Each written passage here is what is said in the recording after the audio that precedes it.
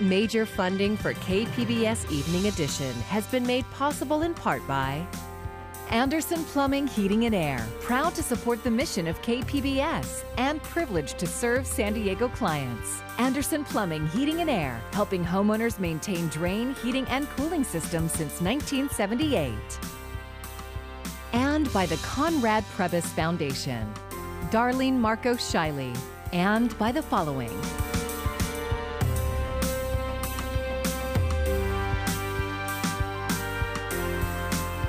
And by viewers like you. Thank you.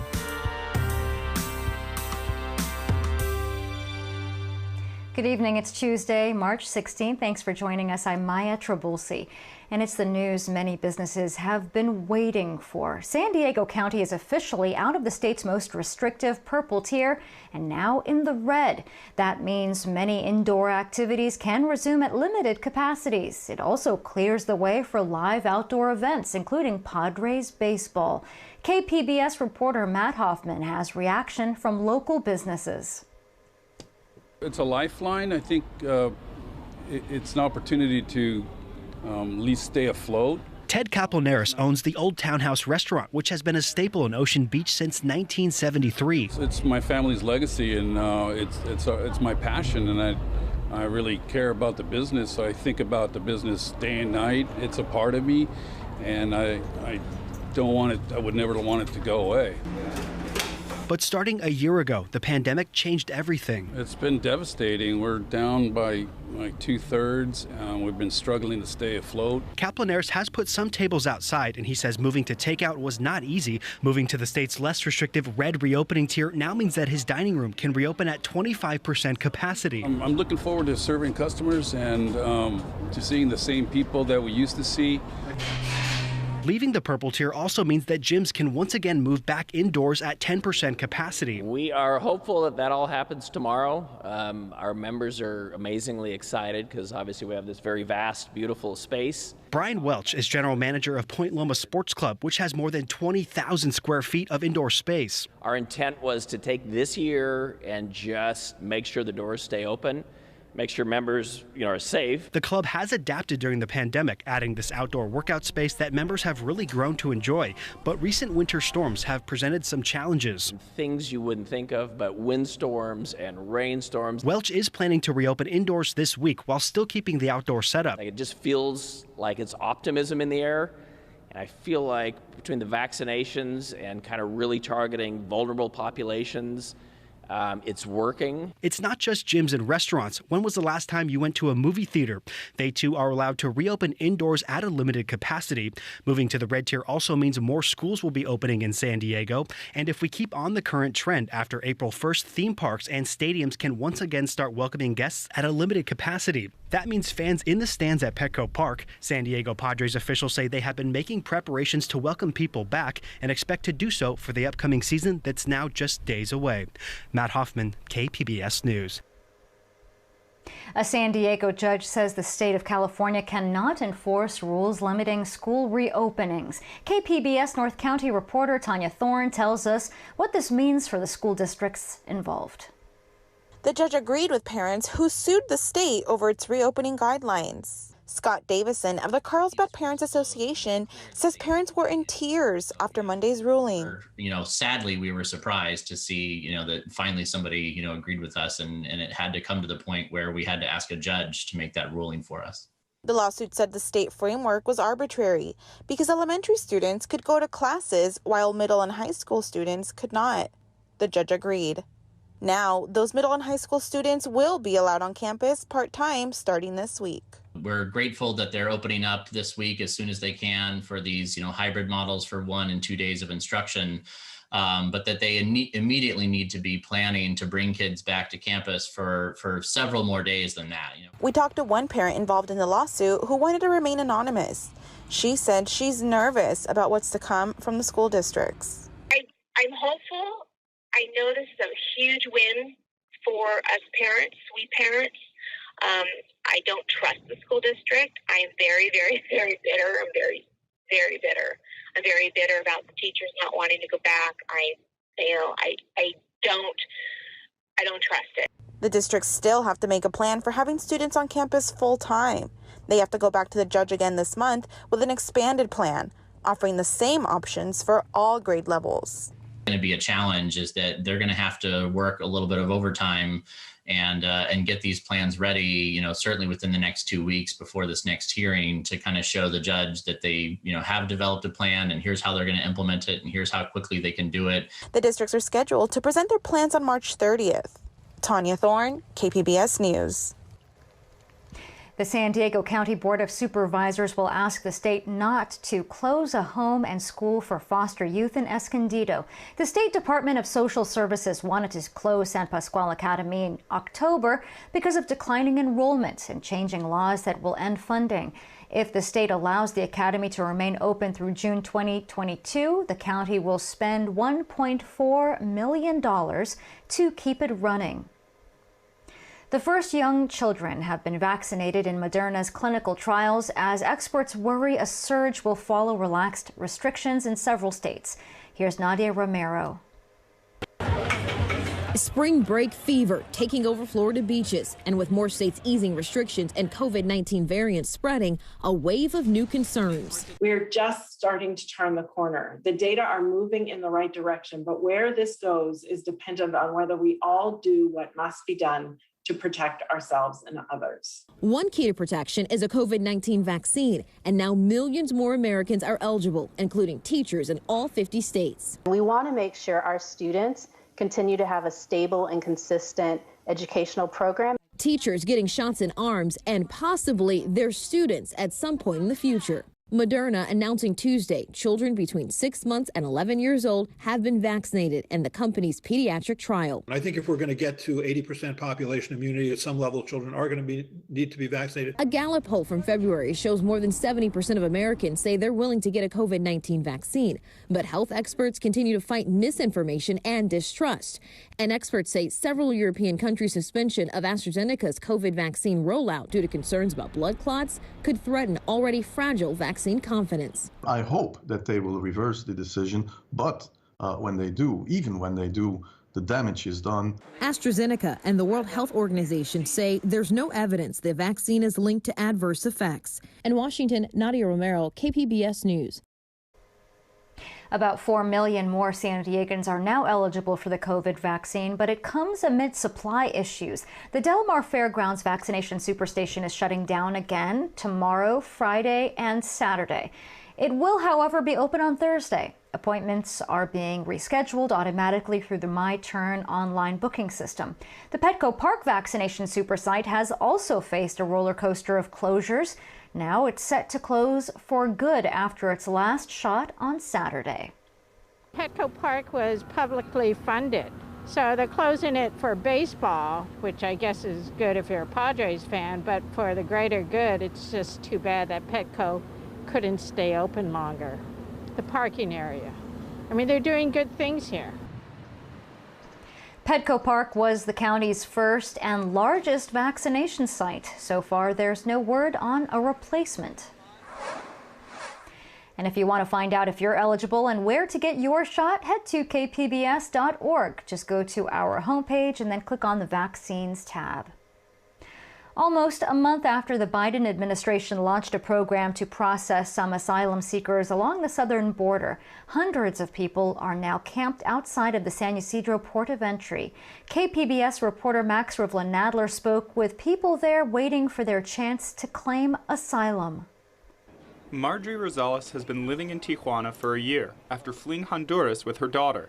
Almost a month ago, she told me she would stay outside the San Ysidro port of entry for as long as it took for the Biden administration to allow her to claim asylum in the U.S. Last Friday, she was still there. Like last time, she didn't want her face shown. Ha sido bien duro porque estas dos últimas semanas han caído lluvias y se me ha mojado la ropa. Rosales is not alone. In the over 3 weeks since the Biden administration began first processing asylum seekers here at the southern border, asylum seekers have flocked to El Chaparral in Tijuana, where they formed a camp where they're waiting for any indication that the Biden administration will begin processing asylum seekers not part of the Remain in Mexico program. As of Friday, it had only processed about 1,900 asylum seekers who had earlier been sent back to Mexico under the Remain in Mexico program, with 641 being processed at the San Diego-Tijuana border. That leaves thousands of asylum seekers, many who don't qualify to be processed under the Biden program, without any idea of when they'll be allowed into the U.S., and camping out, waiting for information. Those that have decided to remain to stay are going to remain until they have answers. Ian Philibaum is with Innovation Law Lab, which advocates on behalf of asylum seekers. They are going to remain until there is a defined process where they can identify themselves within that process, and including the steps that they need to take in order to be able to continue the pursuit of asylum or whatever type of relief they're looking for in the United States. The absence of those guidelines, the absence of a coordinated dissemination and distribution of information about what that might look like is the #1 reason that this camp currently exists. On Friday morning at the camp, there was a flurry of activity. A kitchen was distributing food, doctors from Tijuana were looking into the health of migrants, and school was in session, being led by asylum seekers who had been teachers in their home country. 26-year-old Evelyn Sanchez is one of the teachers. Pues yo siento que los niños mantienen un estrés porque por la situación que vivimos acá, y es una manera de que ellos se relajen. En la escuela no precisamente vamos a escribir, a aprender letras o números, también vamos a compartir con los mismos compañeros, comparten sus experiencias de vida. She feels that people like her are common in the camp, people with something to provide. Somos personas educadas, con principios, con valores, y que lo mismo que queremos nosotros hacia nosotros, queremos hacia nuestros hijos. Y si estamos aquí en México, no somos como un estorbo o la basura de la sociedad. Simplemente somos migrantes y tenemos derechos como todos. In the first few days of the camp, security was an issue, as provocateurs and traffickers spread misinformation. Now the camp is watched over by a group of volunteers, including Marco Garcia, also from Honduras. Cuando yo vine, vi la necesidad de que nadie nos cuidaba, ¿sí? Entonces hice la iniciativa, conseguí este chaleco y me puse. Al ver ellos que yo andaba cuidándolos, me dijeron, oye, brother, quiero ayudarte. Entonces les digo, excelente. Ahora les conseguí chalecos que la gente me da. Entonces nos vamos acomodando. While many asylum seekers in the camp are from Central America, especially Honduras, there are people from across the world, including many Haitians, some of whom have recently arrived in Tijuana as the political situation in their country continues to deteriorate. Jean-Claude Jean spent 5 years in Chile after being targeted by organized crime in Haiti. Después 2 años, ellos me matan a mi mamá. Sí, sí me mata a mi mamá. Porque ellos no la viste a mí, ellos están buscando a mi hermano, no la viste, lo viste mi mamá, lo choca con un auto. Ya se murió mi mamá. Por esa razón, yo vení por aquí. Si yo llegué a Haití hoy, mañana me vas a morir. Right now, the Biden administration is focused on finding shelter for the rising numbers of unaccompanied children arriving at the southwest border, mostly in Texas. I asked Marjorie Rosales, who wants to be at the port of entry the second a change in policy is announced, if she would ever think about sending her young daughter, Angie, ahead without her. Pues por eso estoy aquí yo, para que sea legal, ¿me entiende?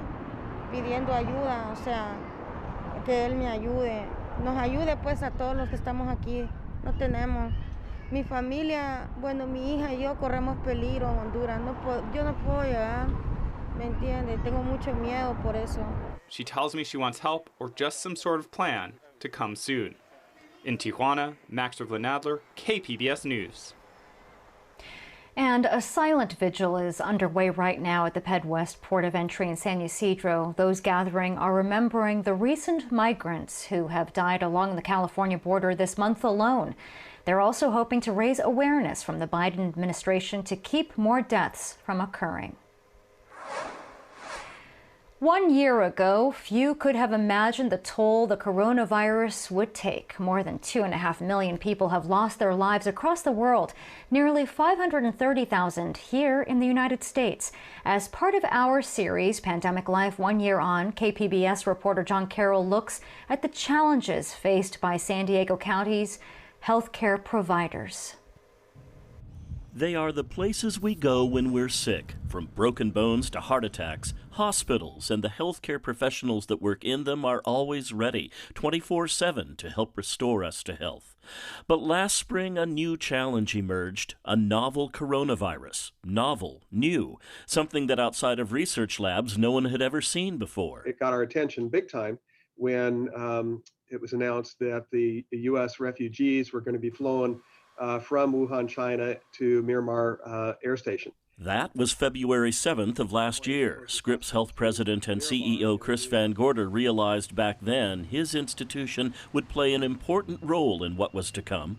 At that point, there were 76,000 cases of COVID-19 worldwide and more than 2,100 deaths. Shortly thereafter, actually, it was March 9th, that San Diego had its first positive case, and that was at Scripps Green Hospital. As Scripps, along with other local healthcare providers and the county, began to gear up for what they were quickly realizing was going to be a major health challenge, guidance coming from the government was anything but helpful.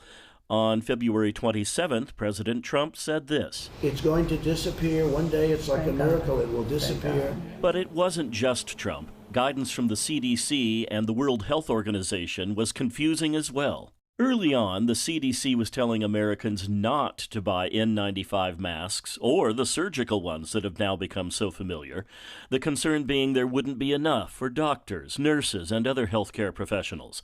That guidance from the CDC didn't change until April, when the agency recommended people start wearing cloth facial coverings. The WHO eventually followed suit in June. Even after all that, the President of the United States refused to wear a mask in public. Here in San Diego, Brett McLean was just beginning his job as Chief Operating Officer of Sharp Healthcare. We have a committee called the HID, Highly Infectious Disease Committee. McLean says in late February, the committee began meeting every day, constantly assessing the fluid situation. Throughout the entire pandemic, we dealt with all the things around, the right medications and, vent utilization and staffing and all of that. As a sign of just how much things have improved, that committee is now meeting once every 2 weeks. Masking, hand washing, and physical distancing. They're all we had to prevent getting infected for most of this pandemic, but then came the vaccines. Important work on the science behind them was done right here with the Johnson & Johnson vaccine tested in National City. All vaccines function based on immune responses. Dr. Shane Crotty is a professor at the La Jolla Institute for Immunology. Crotty says he and his colleagues at the institute knew early on that COVID-19 was going to be a major challenge, but he also knew the science behind the mRNA vaccines.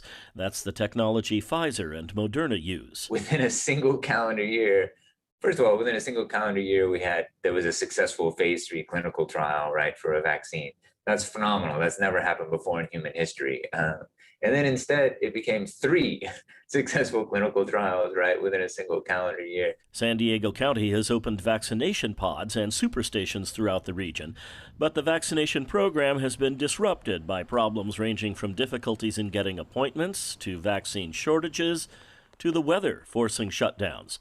Late last month, the state designated Blue Shield to transition the state's existing provider network to a new enhanced network, which is supposed to take the amount of vaccines administered per week from 1 to 4 million by the end of March. Chris Van Gorder says things are not going well so far, and that's caused problems for them at their Del Mar super site. It's the most flawed supply chain process I've ever seen. We have no idea how much we're going to get any particular week, but it's very flawed. And that's what happened the other day. Is we scheduled out our week, and then somebody in the My Turn system scheduled an extra 1,300 doses the next day. We hadn't planned for that. We didn't have the doses for that. Still, COVID has brought some silver linings to healthcare. We know a lot more about how to treat it now than a year ago, and innovations made necessary by the pandemic are likely to have a lasting positive impact. The only way we could actually start to see patients was through telemedicine. And up until the pandemic started, we had maybe done a half a dozen or 24 telemedicine visits. And literally, we were doing tens of thousands of telemedicine visits within weeks. So now, a year later, what a difference 365 days or so make. The vaccine supply ramping up fast. Still, what the president on down to local healthcare professionals are hoping, pleading with us all to do, is to stick with the non-medicinal safety measures, with the vaccines forging together to get us all out of this once-in-a-century collective crisis. John Carroll, KPBS News. Tomorrow, we continue our series, Pandemic Live, 1 year on, with a story about small businesses across the county and the lasting impact their struggles could have.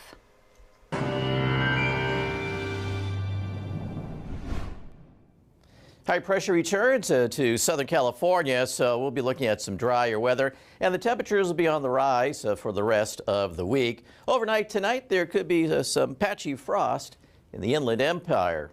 Our next system approaches over the weekend. It'll be cooler and breezy. There's a chance there could be some showers arriving by Sunday, but it's kind of iffy right now. Here's a look at our temperatures tonight. Notice Ramona is down to freezing. Mount Laguna is 35, 38 Escondido, and 39 in Oceanside and El Cajon. For tomorrow, we have high pressure, and with that, dry conditions, and the temperatures will be starting to rise. Here's our forecast high. San Diego's at 64, Oceanside 61, Ramona 67, but El Cajon hits 71. Borrego Springs is up in the low 70s, and Campo is at 63. For Thursday, well, the next system here slides its way through the northwest and brings rain down into Northern California. We'll be staying dry here, and the temperatures will be rising across the desert regions. Here's our extended forecast for you. It's still a little cool here Wednesday, but temperatures will be gradually rising through the end of the week. Then we get a little bit cooler over the weekend. It'll be breezy. And there may be that afternoon shower on Sunday. Inland sections, well, we're in the 70s here Thursday and Friday, and then some showers and cooler by Sunday. And in the mountains, temperatures will be rising a little bit. It'll be quite breezy. And for the weekend, it'll turn much cooler by Sunday. And let's take you into the deserts. Temperatures will be rising nice and warm Friday with sunshine. Then the weekend cool down is on the way, and we'll see partly sunny skies and temperatures in the upper 60s on Sunday. And for KPBS News, I'm meteorologist Mark Mancuso. The Del Mar racetrack could see spectators in the stands when summer racing starts on July 16th. Thoroughbred Club officials are optimistic and hope to make an official announcement soon. They say that due to such a large venue, they can host people comfortably with proper social distancing. Last season, only owners of horses running in the race were able to watch. I'm Judy Woodruff. Tonight on the NewsHour, President Biden hits the road aiming to sell Americans on the COVID relief law. Coming up at 7 after Evening Edition on KPBS. Many lives have forever changed in the past year, including owners of small businesses. And today we hear from Maribel Estrada, who is struggling to keep her City Heights restaurant El Toro Grill Taqueria in City Heights open.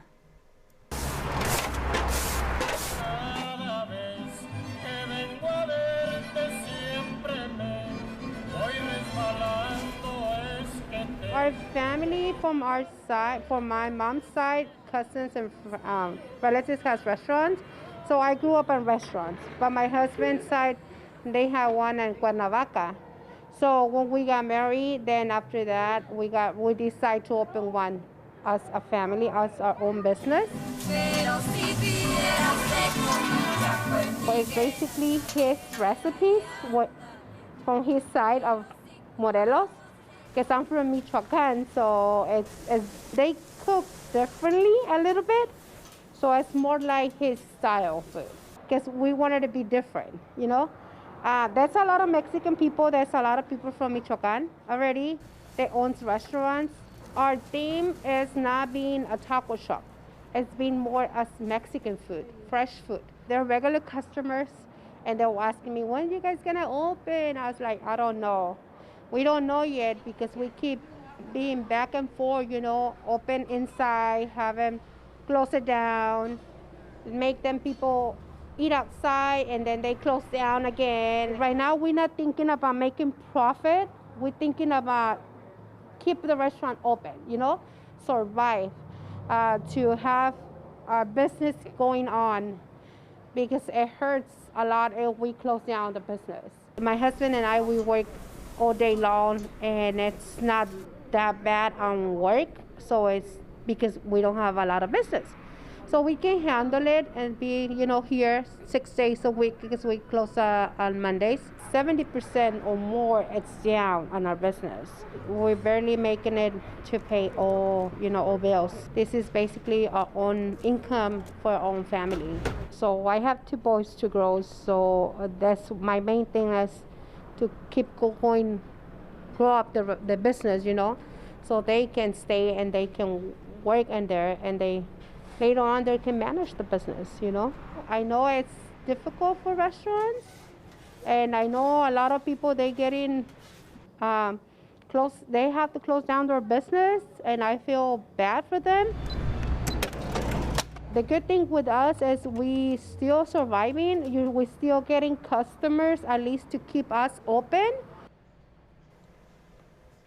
That story was produced by KPBS investigative reporter Claire Tregesser, as well as video journalists Nick McVicker and Christopher Maui. You can find tonight's stories on our website, kpbs.org. Thanks for joining us. I'm Maya Trabulsi. Have a great evening. Major funding for KPBS Evening Edition has been made possible in part by Anderson Plumbing, Heating and Air, proud to support the mission of KPBS and privileged to serve San Diego clients. Anderson Plumbing, Heating and Air, helping homeowners maintain drain, heating, and cooling systems since 1978. And by the Conrad Prebys Foundation, Darlene Marco Shiley, and by the following: